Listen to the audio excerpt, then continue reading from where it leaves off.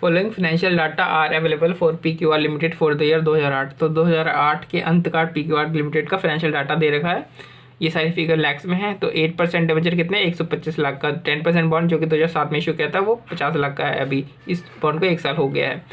Equity share capital कितने हमारे पास, 100 लैक्स के हैं और एक शेयर की वैल्यू 10 रुपये है, यानी टोटल नंबर ऑफ शेयर कितने हुए, 100 lakhs divide by 10 rupees per share is equal to 10 lakh हमारे पास नंबर ऑफ शेयर्स हैं। रिजर्व सरप्लस 300 है, यानी जो टोटल जो नेटवर्थ हो गई या फिर total book value of shares कह लो या फिर total assets minus total liability, जो भी आप कह लो, वो कितने हो गए हमारे पास 400। रिजर्व सरप्लस किसको बिलोंग करता है, शेयर होल्डर को ही तो बिलोंग करता है ना, यानी ये सारा किसका बिलोंग करता है, शेयर होल्डर को बिलोंग करता है। ये तो शेयर कैपिटल है ही 100 लाख का। टोटल एसेट 600 लाख की है और असेट टर्न ओवर रेशियो 1.1 है। और असेट टर्न ओवर रेशियो क्या होता है, turnover by asset. Asset by turnover नहीं होता, आपको नाम से लगेगा असेट बाई टर्नओवर कर दो, नहीं, ये उल्टा होता है। चलो, टर्नओवर बाई एसेट होता है। इफेक्टिव इंटरेस्ट रेट दे रखा है 8% का। किसका इफेक्टिव इंटरेस्ट रेट दे रखा होगा, जो हमने जो बॉन्ड इशू कर रखा है 2007 में, उसका इंटरेस्ट रेट है। इफेक्टिव टैक्स रेट 40% है, बाप रे।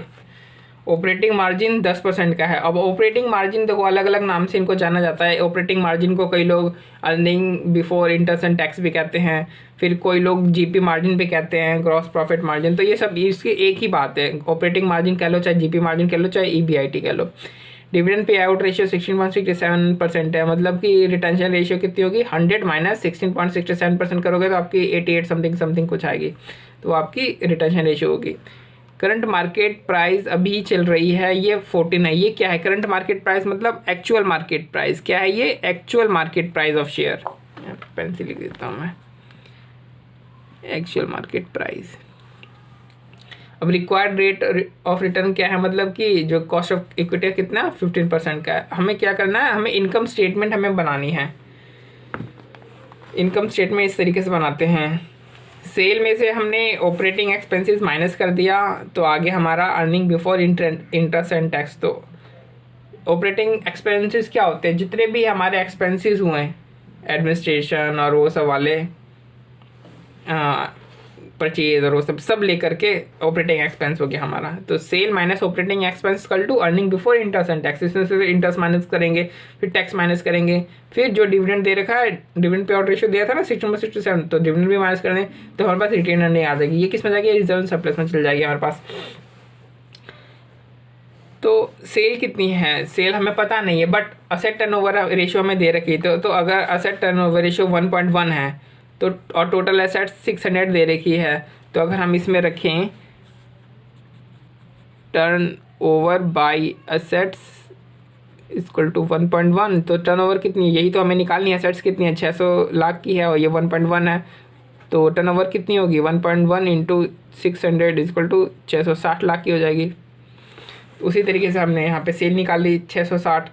फिर ऑपरेटिंग एक्सपेंस हमें पता नहीं है, कोई आइडिया नहीं कि कितने हैं, लेकिन हाँ EBIT हमें पता है। EBIT कितना, 10%। किसका, सेल्स का, यानी टर्नओवर का 10%। तो टर्नओवर का 10% आ गया, इधर 66 आ गया। तो जो ऑपरेटिंग एक्सपेंसेस होगी वो कौन सी होगी, बैलेंसिंग फिगर होगी। तो हमने इसमें से इसको माइनस कर दिया तो हमारी बैलेंसिंग फिगर निकल गई।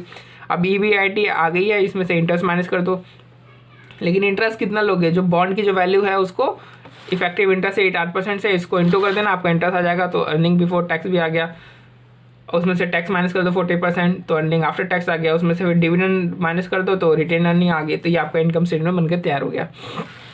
सेकंड, हमें कह रहा है ग्रोथ रेट कैलकुलेट करने के लिए। तो ग्रोथ रेट किस तरीके से कैलकुलेट की जाती है, growth rate is equal to B into R. R क्या है, आर है आर रिटर्न ऑन इक्विटी, और B क्या है, B है रिटेंशन रेशियो। जितना रिटेन आप करोगे उसी के ऊपर ही तो आप फ्यूचर में अर्निंग रिटर्न कमाओगे ना, तभी तो आपकी ग्रोथ निकलेगी।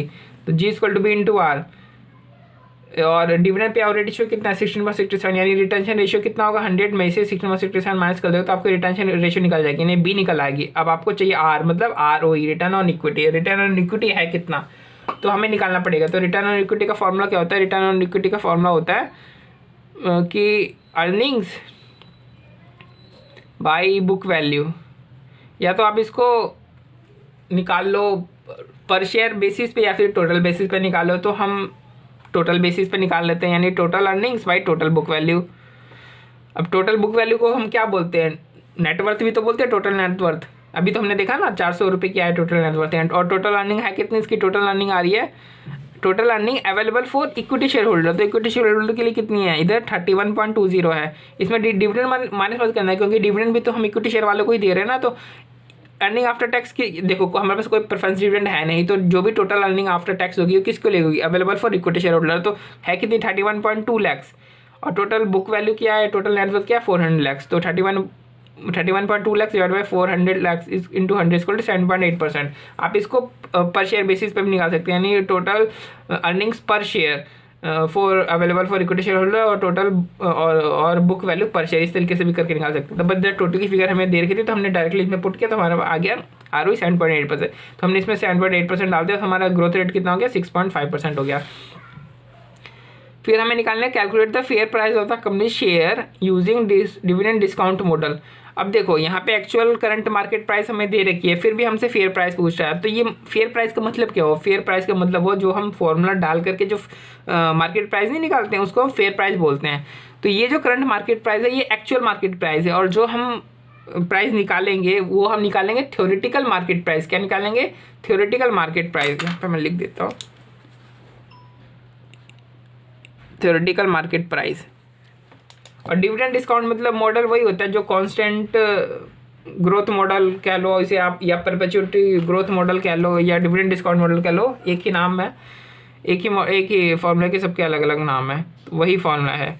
आप इसमें फॉर्मूले में रखोगे सारी चीज़ें। हाँ तो देखो ये जो फॉर्मूला है ना, यहाँ ये है पर शेयर निकलेगा, आपका जो फेयर प्राइस निकलेगा ऑफ पर शेयर, एक शेयर की फेयर प्राइस निकलेगी। इसलिए डिविडेंड आपने ये मत डालना है, डिविडेंड आपने यहाँ पे ये डाल दिया 5.2, बट क्योंकि डिविडेंड तो ये टोटल में ना, आपको तो पर शेयर में चाहिए प्राइस, तो डिविडेंड जो है वो पर शेयर में निकालनी पड़ेगी। तो पर शेयर में की डिविडेंड आएगी कितनी, तो 5.20 divide by total number share कितने हैं 10 लाख, यानी 10 लाख के ऊपर इतना अगर है डिविडेंड, तो एक शेयर के ऊपर कितना होगा, तो 5.20 lakh divide by 10 lakh equal to आपकी डिविडेंड पर शेयर आ जाएगी। तो देखो आपकी डिविडेंड पर शेयर कितने आ गई 0.52। अब इसमें इस फिगर में रख दो 0.52 इंटू आपकी निकली थी जो ग्रोथ रेट कितनी निकली थी 6.5% तो निकली थी। तो ये आपने डाल दी, इधर कॉस्ट ऑफ इक्विटी डाल दिया, तो आपका ये निकल गया थ्योरेटिकल मार्केट प्राइस। तो जो फॉर्मूले से फॉर्मूले में रख करके जो हम प्राइस निकालते हैं वो निकालते हैं हमारा थ्योरेटिकल मार्केट प्राइस। हमारा कितना निकल गया फेयर प्राइस 6.51 का निकल गया। What is opinion on the investment in the company share at current price. कह रहा है कि आपको इन्वेस्टमेंट करना चाहिए कि नहीं करना चाहिए अभी करंट प्राइस को देख करके। तो देखो करंट प्राइस है इसकी 14 रुपया, और थ्योरेटिकल मार्केट प्राइस हमारी कितनी निकल रही है, हमारी थ्योरेटिकल मार्केट प्राइस निकल रही है 6.51, यानी जो थ्योरेटिकल प्राइस है उससे ज़्यादा हो रही है एक्चुअल प्राइस। तो क्या हमें इन्वेस्ट करना चाहिए, नहीं हमें बिल्कुल इन्वेस्ट नहीं करना चाहिए। तो देखो यहाँ पे क्या लिखा है ओपिनियन में, since the current market price of the share is 14, the share is overvalued. Share overvalued है, शेयर की एक्चुअल में प्राइस कितनी होनी चाहिए 6.51 होनी चाहिए, बट है कितनी 14 है, 14 रुपीज़ है, मतलब ये ओवरवैल्यूड है, इसलिए इन्वेस्टर को कंपनी में इन्वेस्ट नहीं करना चाहिए।